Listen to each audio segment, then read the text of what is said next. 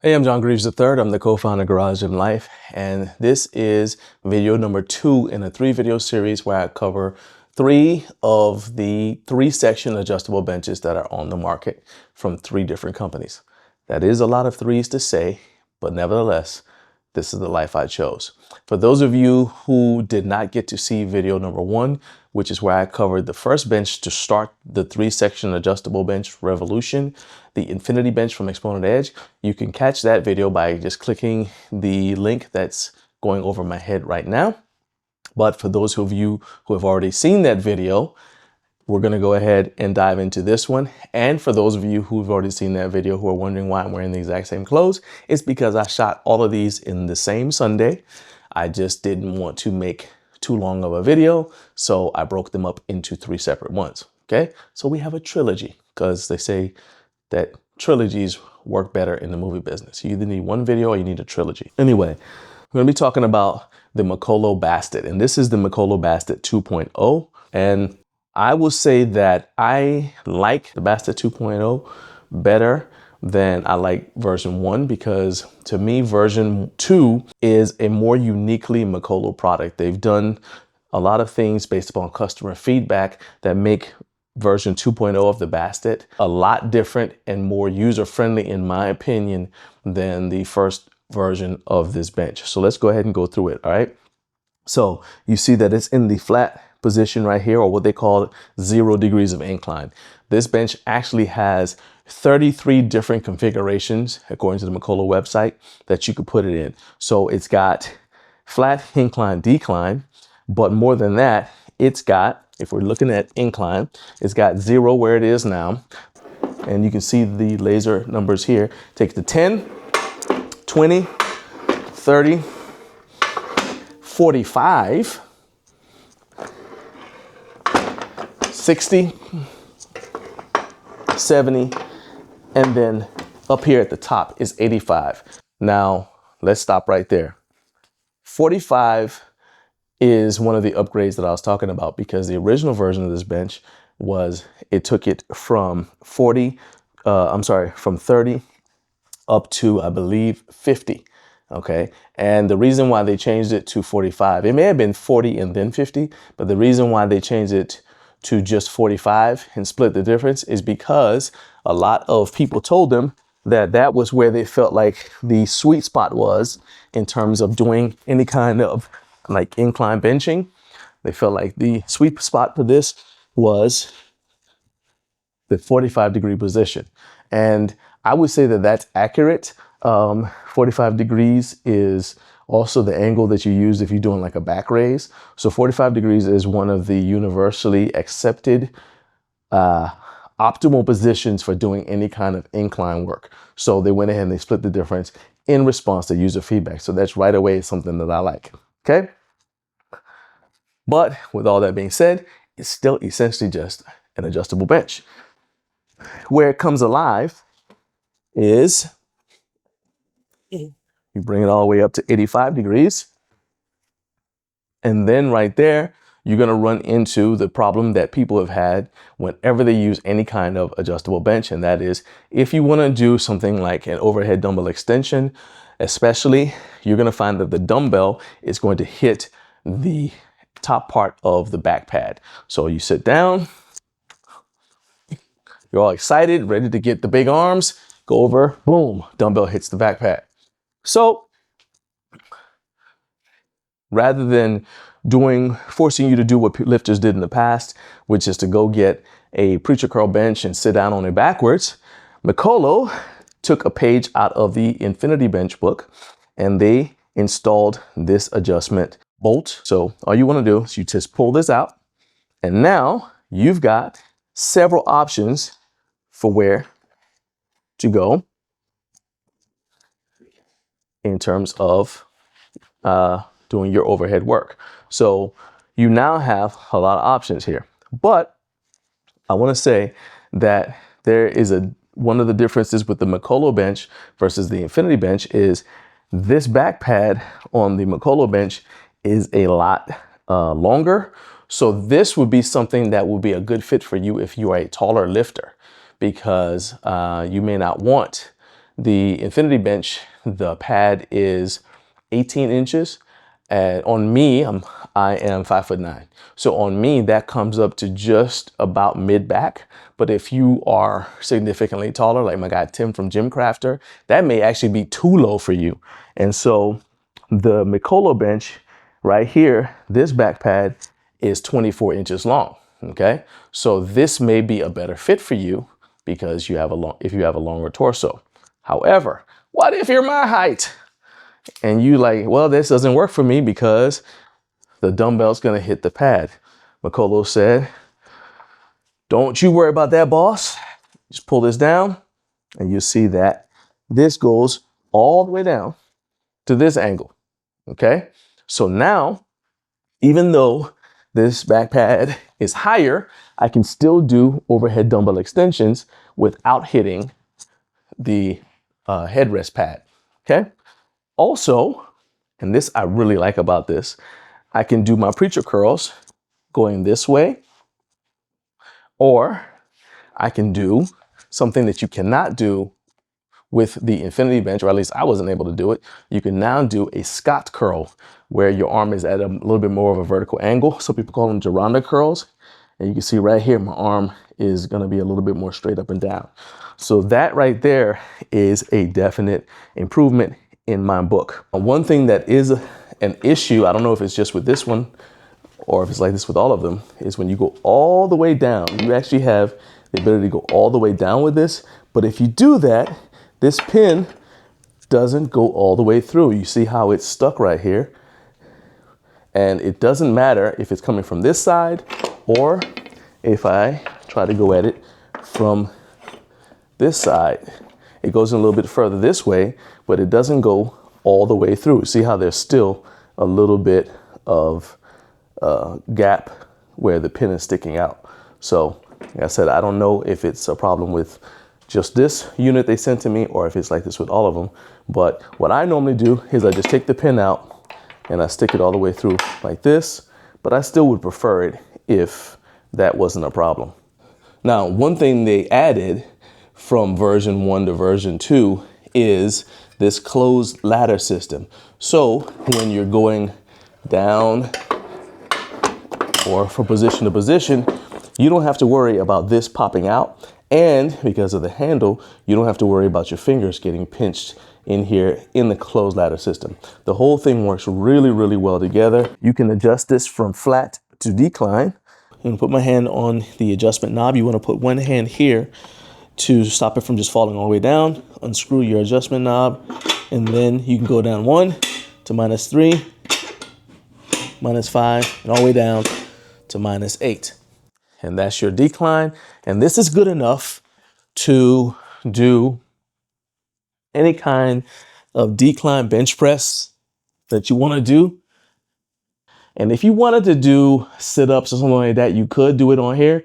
But because there's not any sort of leg holder in the front, sit-ups to me would be a little bit problematic. But this is good enough to do decline bench. And this pad is very, very grippy. In fact, this is one of the grippiest of all 3 of the benches that we have checked, to the point that when I am using it, I never feel like I'm going to slip.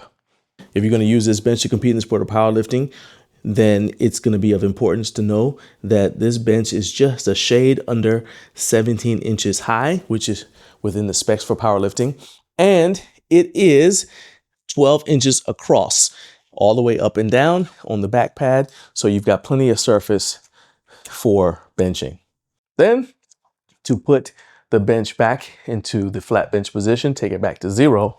This is something I don't necessarily like. And that is, there are no numbers right here to let you know where you are. It's easy to tell when you're going down because of the holes, but 0 doesn't have a hole. So what I've had to do is, anytime I use this bench, I have to have my level out if I'm going to be doing any decline work and going from decline to flat. And then I go up.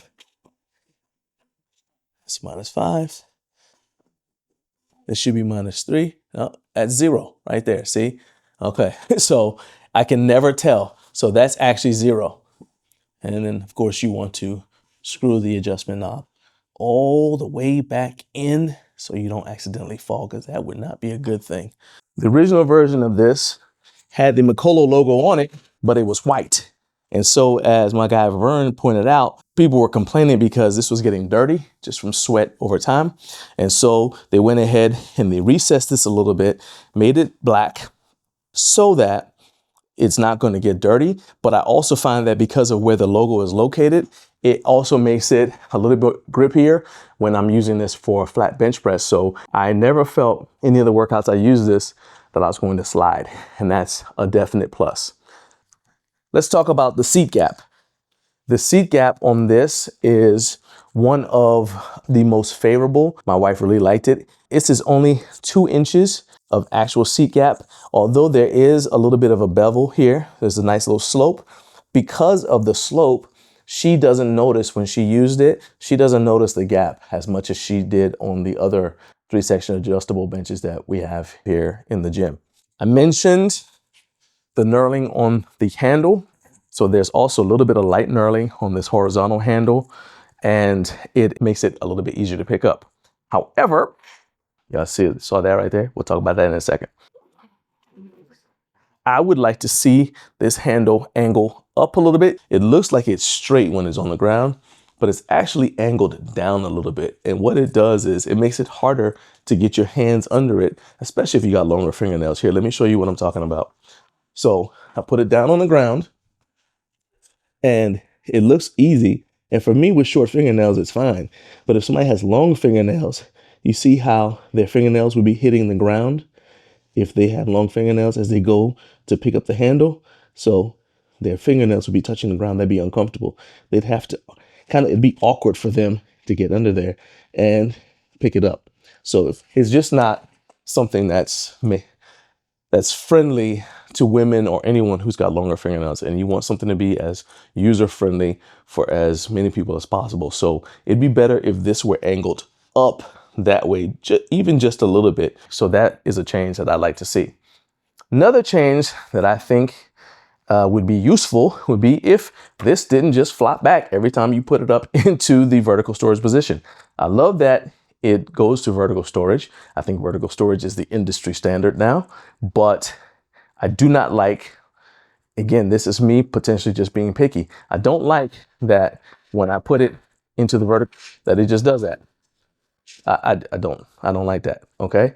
To me, that's another one of those little details that stops it from being a perfect bench and makes it a very good bench. Would I recommend this bench to you? It depends on what your goals are and what your budget is, because some of the things that bother me may not bother you at all. There are a large number of people who have tried this bench and who absolutely love it. They don't see any of the problems that I do. All right, let me stop for a second. Y'all may not have seen it on the last set, but when I laid down, this thing popped up just like it does when I stand it up. It pops up. So you're lying down and I had the dumbbells in my hand and that popped up. I can't say it's necessarily dangerous, but it did kind of throw me off, and it's just really annoying. This is annoying. And you have to keep in mind that any reviewer who's doing a product review comes to that review with, I've said this before and I'm going to continue to say it because people need to hear it. Every reviewer has their own particular idiosyncrasies. We have our own particular biases based upon our training background, training age. So training background, the kinds of ways I've trained, the things I've been exposed to, how long training age, how long I've been training. In my case, it's a little bit over 30 years. The injuries I've accumulated, my strength level. So for me, I like benches that can support a lot of weight, a lot more weight than I can actually handle, because I just feel safer on those benches. Okay. Some people may not care about that. So I'm not saying don't listen to me or whoever your favorite reviewer is. I'm just saying keep that in the back of your mind, that when we say we like something or we dislike something, some of that is personal preference. Only if it's something that I say is a safety issue should you take that into account and say, okay, if I say this is a red flag because of a safety issue, that's something that you definitely is a go, no go, right? But for a lot of these things that I'm mentioning here, these are they're really just personal preferences, okay? Final thing that I'll mention is the wheels.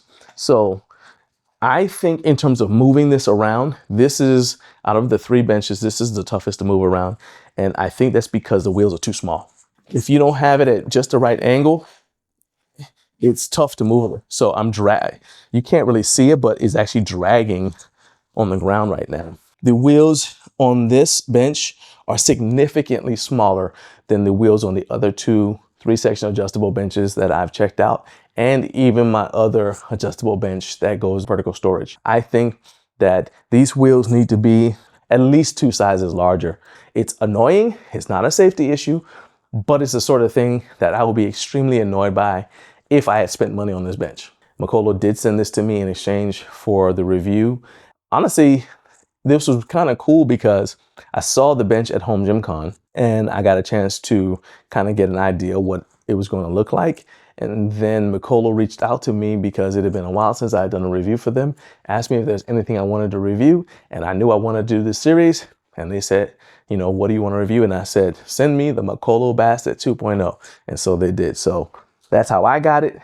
And I'm grateful to them. But if I had paid my own money for this, the wheels thing would have been a deal breaker right away, just because it's gotten on my nerves enough times using this bench that to me it's worth bringing up. Okay, everything else I can say about this bench is I could live with. Okay, the wheels thing would be the one deal breaker for me, and not because it's a safety issue, but just because it would get on my nerves. Okay, actually, one other thing, I really like this little post back here that the bench is sitting on. It just looks nice and beefy. There's a little bit of added surface right there. So like when your bench comes down, it hits this instead of the metal. So it protects this bottom part right here, keeps the scratches off. That's not something that most people would even notice, which is why the wheels thing baffles me, because I see where they have tons of attention to detail, beefy looking bolts. They have the knurling on the handles, and these are all the little touches that I say make this a uniquely Mikolo product that's also awesome to have. Just fix the wheels and you'll be all good. If you guys have any questions that I didn't answer, by the way, make sure that you drop them in the comments and I'll be sure to address those. If it's a question that I just don't know the answer to, I'll have Mikolo swing by and check this out and see if they can answer the question for you. But overall, this bench I think is a very good bench, and depending on your training goals, this may be the bench that you buy and say, hey, I'm done. I don't need to get anything else in my life. I'm done buying benches. This is my forever bench.